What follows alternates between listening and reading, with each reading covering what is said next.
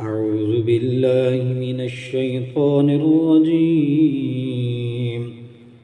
بسم الله الرحمن الرحيم. لا أقسم بيوم القيامة ولا أقسم بالنفس اللوامة أيحسب الإنسان أن لن نجمع عظامه بلى قادرين على أن نسوي بنانه بل يريد الإنسان ليفجر أمامه يسأل أيان يوم القيامة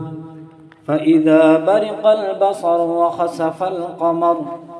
وجمع الشمس والقمر يقول الإنسان يومئذ أين المفر كلا لا وزر إلى ربك يومئذ المستقر ينبأ الإنسان يومئذ بما قدم وأخر بل الإنسان على نفسه بصيرة ولو ألقى معاذيره لا تحرك به لسانك لتعجل به إن علينا جمعه وقرآنه فإذا قرأناه فاتبع قرآنه ثم إن علينا بيانه كلا بل تحبون العاجلة وتذرون الآخرة وجوه يومئذ ناظرة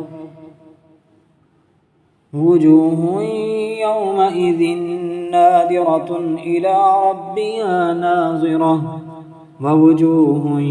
يومئذ باسرة تظن أن يفعل بها فاقرة كلا إذا بلغت التراقي وقيل من راق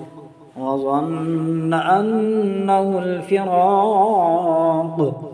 والتفت الساق بالساق إلى ربك يومئذ المساق فلا صدق ولا صلى ولكن كذب وتولى ثم ذهب إلى أهله يتمطى